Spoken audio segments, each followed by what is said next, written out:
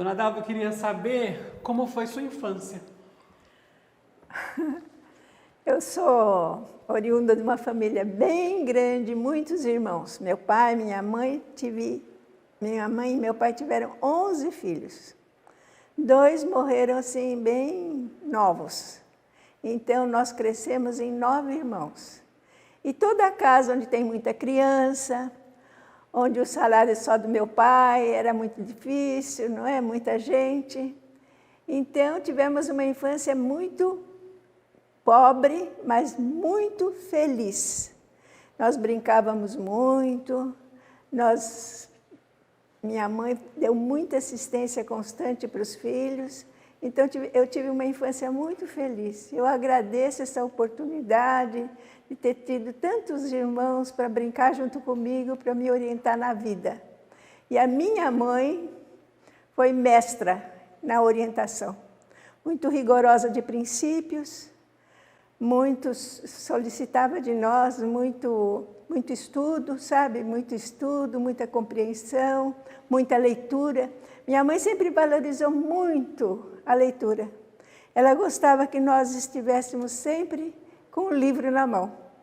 Se tivesse uma cozinha para arrumar, a pia cheia de louça, mas se nós estivéssemos com o livro na mão, a prioridade era a leitura, não era a louça para lavar.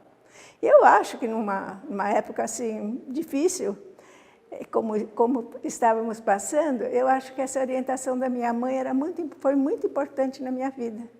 Eu li livros, tanto que eu tenho, acho que, vício de leitura. Eu estou sempre lendo.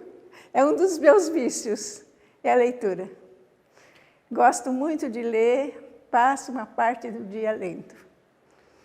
Vamos para a segunda pergunta. Descreve para a gente a Sertãozinho desta época. Eu, atualmente, estou mais limitada em sair, em participar de eventos. Sou mais de dentro de casa, mais no serviço de casa. E eu tenho grande participação na minha vida religiosa. Sou espírita, desde o berço, sou espírita. E o centro espírita me toma muito tempo. Eu vou muitas vezes no centro espírita para participar, para fazer o que eu posso ali nas diferentes atividades que o centro desenvolve. Como era Sertãozinho na sua infância, Dona Dalva? Eu não passei a minha infância aqui. Eu nasci em São Paulo. Depois, quando eu comecei o ginasial, né, que de primeiro tinha o ginasial, eu sou dessa época, nós viemos para Jacareí. Então, a minha mocidade foi desenvolvida em Jacareí, uma cidade no Vale do Paraíba, e eu fiz o ginasial e a escola normal. Agora tudo tem nome diferente, né?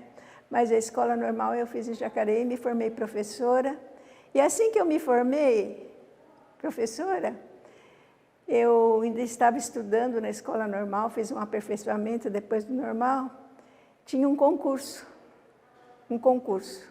E eu prestei esse concurso e passei. Então, eu mal acabei a escola normal, eu já era efetiva do Estado.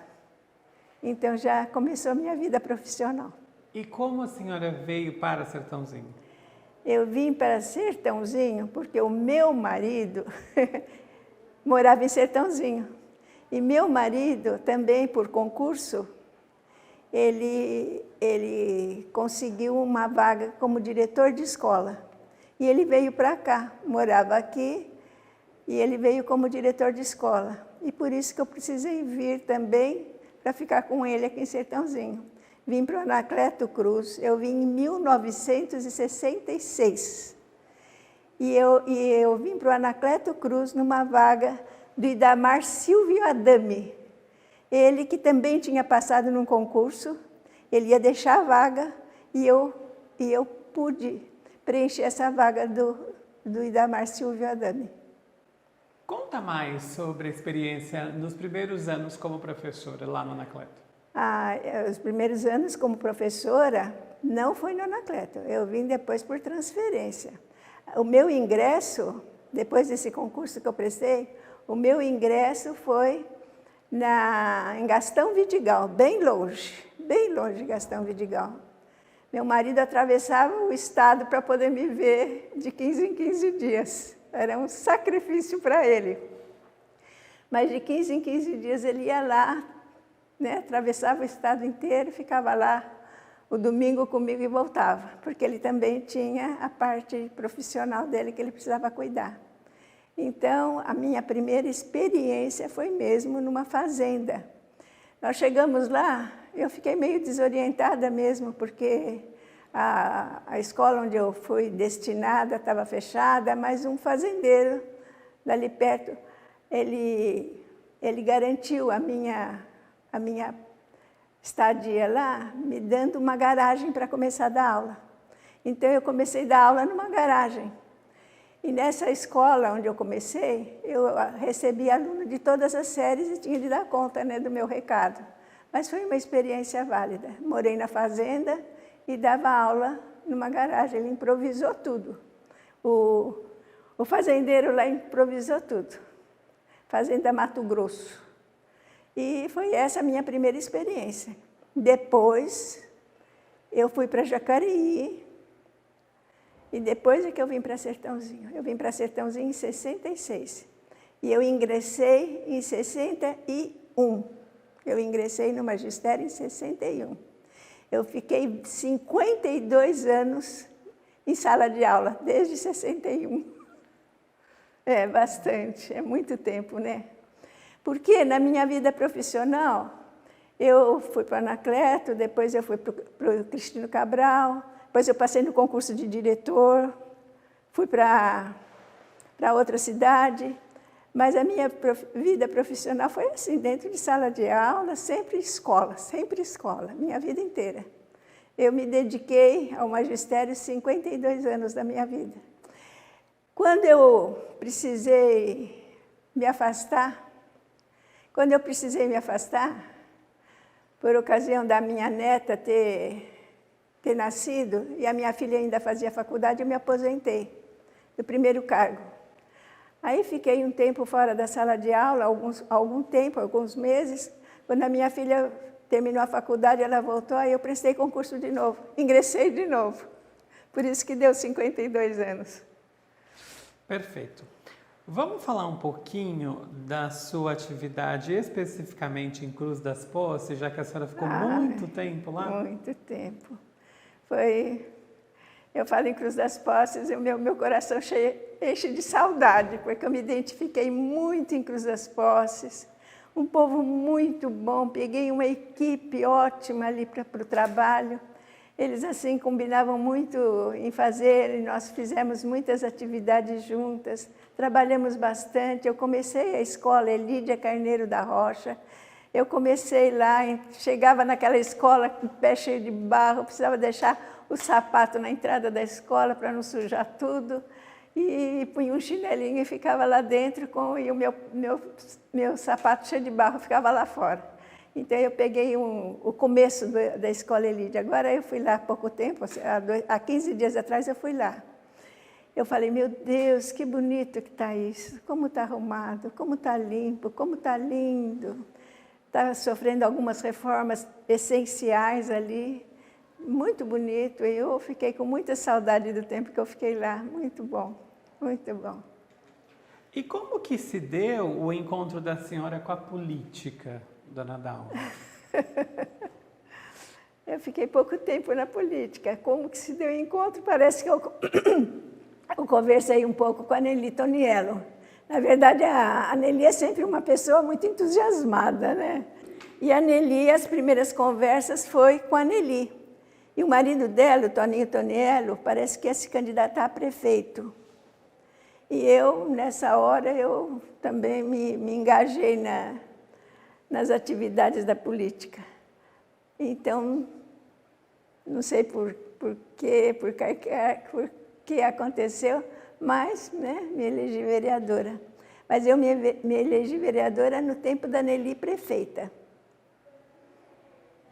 E como foi essa experiência como vereadora? Eu achei que foi uma experiência válida. você começa a conhecer os bastidores da política, que você, de fora, você não conhece os bastidores, sabe? Mas eu tive também muita sorte, porque eu tinha os colegas vereadores eram muito bons, muito atentos, muito fazer tudo por Sertãozinho, votar tudo de acordo para que Sertãozinho acontecesse o melhor. Então, a equipe era muito boa. Nós conversávamos muito antes de uma votação, conversava, discutia. Quando vinha para a votação de algum projeto que exigia mais, já estava tudo conversado, tudo de um consenso, sabe?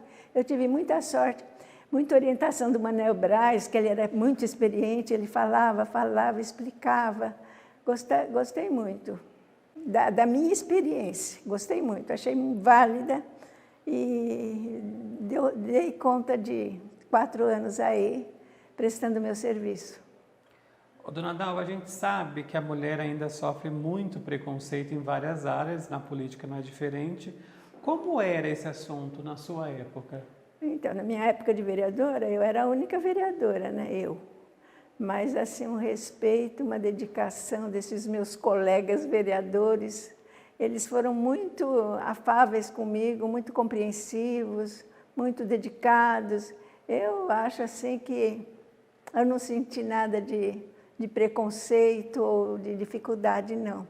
Parece que nós éramos uma pessoa só, um pensamento só, um acordo só.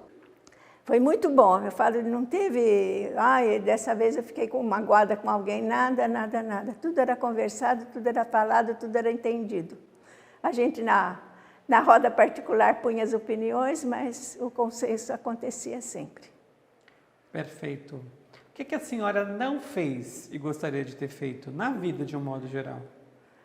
Na vida de um modo geral, eu queria ter tido a oportunidade de tocar um instrumento, nunca deu certo, eu gosto muito de música. Qual instrumento em específico? Meu irmão mais velho é violinista, sabe?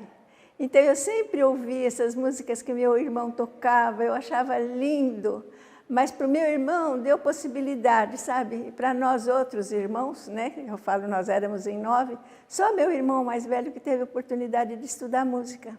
Mas a música ficou lá na minha casa constantemente. Meu irmão tocava muito para nós e tocava muito em concertos, né? Então, ele dedicou muito a vida dele para o violino e a gente gostava muito de ouvir. Dona Dalva, a senhora foi vereadora de 97 a 2000. Isso. São aí... 23 anos. Exatamente. Queria que a senhora fizesse uma análise da cidade hoje, pegando um pouco desse histórico de lá atrás. Eu acho que vai indo muito bem, sabe? Eu sou mais ligada à escola, e algumas escolas que a gente vai, a gente vê que está tudo muito estruturado. Eu passo ali naquele prédio que estão reformando, onde era a Secretaria da Educação, agora em reforma. Que coisa fantástica que estão fazendo ali. De vez em quando eu converso com a Luciana, ela fala, porque vai ter sala disso, vai ter sala de reunião, vai ter sala para dar curso. E eu falo, meu Deus, que empreendimento válido que está esse. E fui agora, há 15 dias atrás, em Cruz das Posses, entrei na escola, porque eu tinha uma atividade lá na escola, e eu falei, meu Deus, como eles estão olhando para tudo. E para mim, o foco é sempre escola, sabe? Parece que a minha vida focou em escola e ficou na escola. Em outros setores eu não sei falar, não, sabe? Porque eu fico assim, atenta à educação, à escola, porque foi minha vida.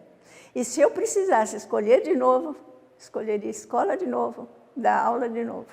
Um ponto importante da minha vida foi quando eu pude fazer faculdade. Eu vim para cá em 66 e a USP ela abriu um programa de concurso para quem gostaria de fazer faculdade e eu me inscrevi e fui lá prestar uma série de testes, porque não caiu assim química, física, matemática, porque eu tinha vindo de uma escola normal. Mas testes eu dei conta de fazer e passar. Então eu fiquei por 4 anos estudando na Faculdade de Filosofia, Ciências e Letras de Ribeirão Preto, sem prejuízo dos vencimentos e sem as demais vantagens do cargo. Então eu fiquei 4 anos estudando, um sacrifício muito grande, porque eu já tinha 2 filhos, Foi em 67, eu já tinha 2 filhos e a faculdade era período integral.